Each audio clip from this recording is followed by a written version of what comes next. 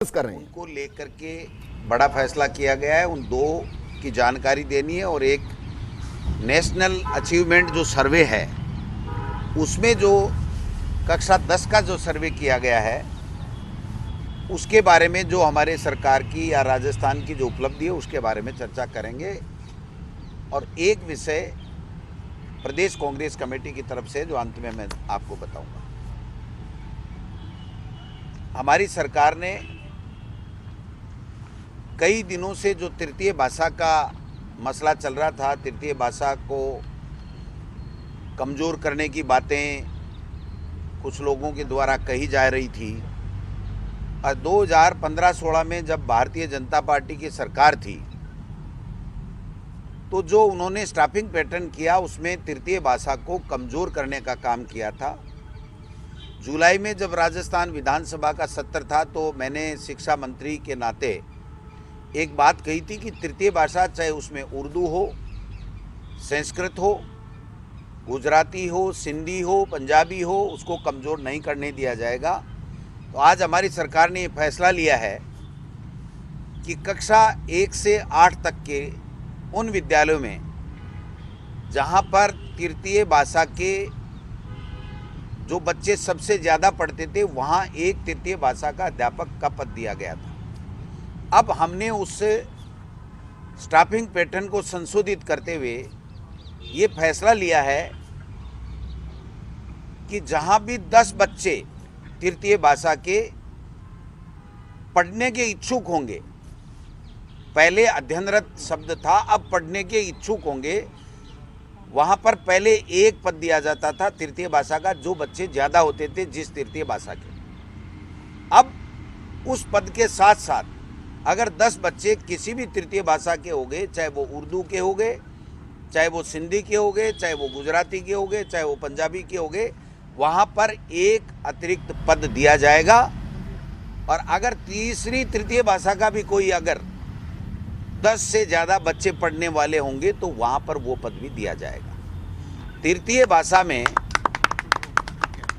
उर्दू के लगभग 430 पद आज तक की मैपिंग के आधार पे हमारे बढ़ रहे हैं। हमारे 37 पद के लगभग और 14 पद पंजाबी और सिंधी के अंदर बढ़ रहे हैं। कुल मिला के 480 पदों की मैपिंग हमके द्वारा विभाग के द्वारा कर ली गई है। और इसमें भी अगर और अधिक कोई संख्या इच्छुक तृतीय भाषा पढ़ने वाले बच्चों की किसी भी कक्षा 1 से 8 तक के उच्च प्राथमिक विद्यालय में आएगी तो वहाँ पर वो पद दिया जाएगा। तरह तरह की भ्रांतियाँ थी उसको हमने ठीक कर दिया और जो भारतीय जनता पार्टी ने स्टाफिंग पैटर्न गलत किया था उसको हमने ठीक कर दिया। और जो तृतीय भाषा कक्षा 1 से 8 पढ़ेगा वो तृतीय भाषा का उसको 10वीं की क्लास में भी पढ़ने का मौका मिलेगा। एक और फैसला किया है कि जो उत्कृष्ट विद्यालय थे वहाँ पर कोई अतिरिक्त पद स्टाफिंग पैटर्न में भारतीय जनता पार्टी के समय से नहीं दिया गया था। हमारी सरकार ने आने के बाद में अस्थायी पद दिए थे हमने। आज उसका फैसला करते हुए सरकार ने ये फैसला किया है 1339 पद जो उत्कृष्ट विद्यालय हैं उसमें एक एक 3rd ग्रेड के अतिरिक्त पद दिए जाएंगे। 1339 तो 480 पद हमने तृतीय भाषा के दिए जिसमें 430 पद उर्दू के हैं और 1339 पद हमने उत्कृष्ट विद्यालय के दिए हैं जो स्थायी रूप से पद दिए जाएंगे। यानी उत्कृष्ट विद्यालय और ज़्यादा मजबूत हो और हमारी तृतीय भाषा भी और ज़्यादा मजबूत हो। तीसरा जो विषय है आज खुशी की बात है कि कक्षा 10 का पहले हुआ था कक्षा 3 और 5 का, अब की बार नेशनल अचीवमेंट सर्वे हुआ वो हुआ 10वीं क्लास का जिसमें 3 आधार पकड़े गए कि इंफ्रास्ट्रक्चर भौतिक सुविधाएं कैसी हैं, बच्चों के सीखने का किस तरह का स्तर है और टीचर्स का किस तरह का उनको सिखाने का स्तर। उसमें जो दिल्ली है वो तो आपका स्टेट नहीं है लेकिन कर्नाटक के बाद में राजस्थान दूसरा और अगर दिल्ली को शामिल करते हैं तो तीसरा नंबर 10वीं क्लास के जो सर्वे हुआ है उसमें हमारा राजस्थान आया। ये हमारे सब के लिए खुशी की बात है कि पूरे हिंदुस्तान में हम लोग स्टेट्स में दूसरे स्थान पे हैं और अगर दिल्ली को हम जोड़ें तो तीसरे स्थान पे हैं, जो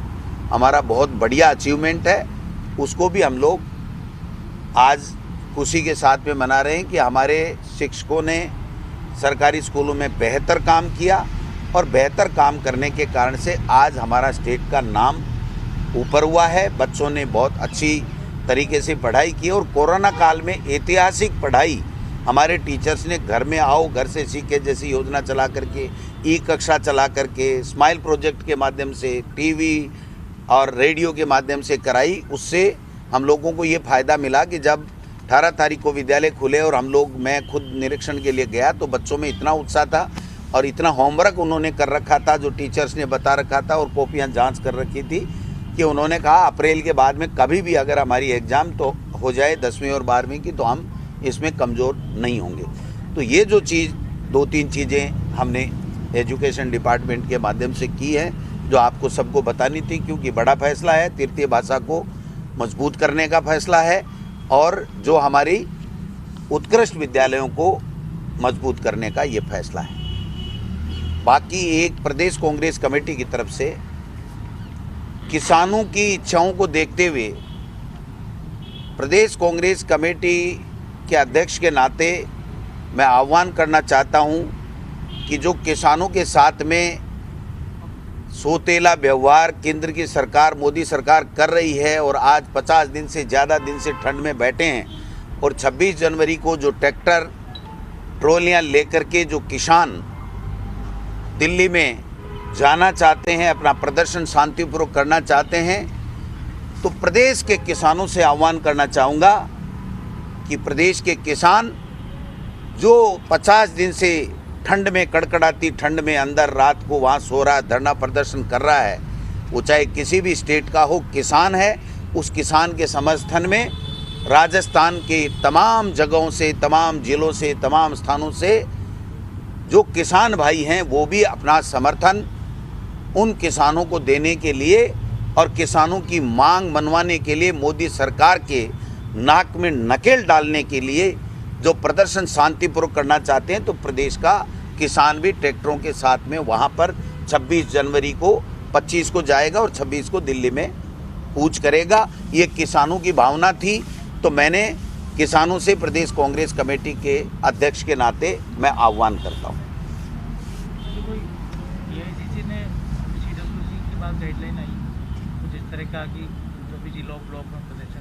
किए जाए। तो देखिए, जो 3 दिन पहले हमारे मंत्री गए, 7 दिन हमारे एमएलएज गए, ऐतिहासिक फैसला हुआ, किसान ने उसको बहुत सराहा, जाकर के किसानों के बीच में खड़े हुए, हमारे 3 कानून जो पारित कर दिए उसको आगे नई कानून बनने दे रहे हैं, उनके 3 काले कानून हैं। और अखिल भारतीय कांग्रेस कमेटी ने जो खेती का खून नाम से बुकलेट जारी की है, वो राजस्थान प्रदेश कांग्रेस कमेटी की तरफ से हम लोग तैयार करवा रहे हैं और 1-2 दिन में कल तक वो छप के आ जाएगी। तो हम लोग उन खेती का खून के साथ साथ हमारे प्रदेश ने जो किसानों के उन 3 काले कानूनों से बचाने के लिए जो प्रयास किए हैं, जो कानून बनाए, उनका भी ब्यौरा देते हुए हम लोग तमाम किसानों के बीच में और पार्टी वर्कर्स के साथ में, एमएलएज को साथ में लेकर के उसको आपके साथ लॉन्चिंग करेंगे और लॉन्चिंग के साथ बंटवाएंगे। ये कल तक छप के आ जाएगी, हम लोग इसमें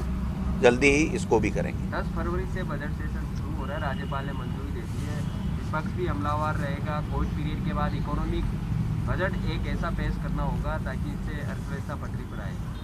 देखिए, 2 साल का जो कार्यकाल राजस्थान की सरकार का, अशोक गहलोत जी के नेतृत्व की सरकार का रहा है, वो ऐतिहासिक रहा है, अच्छा रहा है, जनता ने उसको सराहा है। कोरोना काल में बेहतर काम हुआ है, देश के प्रधानमंत्री भी उसको सराह चुके हैं। भारतीय जनता पार्टी तो इस प्रतिपक्ष की भूमिका में नज़र ही नहीं आती है और मैं तो आशा करता हूं कि उनको जनता के मुद्दे राजस्थान की विधानसभा में उठाने चाहिए। सरकार को अगर कोई गलत काम हो रहा है, कोई जनता के अहित का काम हो रहा है, तो उनको ज़रूर सरकार को घेरना चाहिए। लेकिन इससे पहले सलाह देना चाहूँगा कि अपने दल को एकजुट रखे। जो टुकड़ों में बटी हुई भारतीय जनता पार्टी है वो अपने ही नेताओं को कमज़ोर करने में लगी हुई है। और मुख्यमंत्री के जो मुंगेरी लाल के हसीन सपने देख रही है उसको छोड़ करके प्रतिपक्ष की भूमिका में आना चाहिए और उनको जनता के मुद्दों को राजस्थान की विधानसभा के माध्यम से सरकार तक रखना चाहिए। क्या लगता है डोटासरा जी, प्रतिपक्ष एक है? कहाँ है एक प्रतिपक्ष? नजर ही नहीं आ रहा,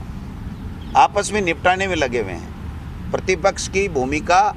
आप बताइए, एक दिन भी कभी भी कोई प्रतिपक्ष के नेता ने कोई जनहित के मुद्दों की बात की हो, हमारी सरकार की जो कोई योजना हो उसमें कोई कमी खामी हो, उसका लाभ अगर अंतिम छोर तक नहीं मिल रहा हो तो कोई बात की हो? वो तो दिल्ली जाते हैं, किसी को निपटाने की बात करते हैं, फिर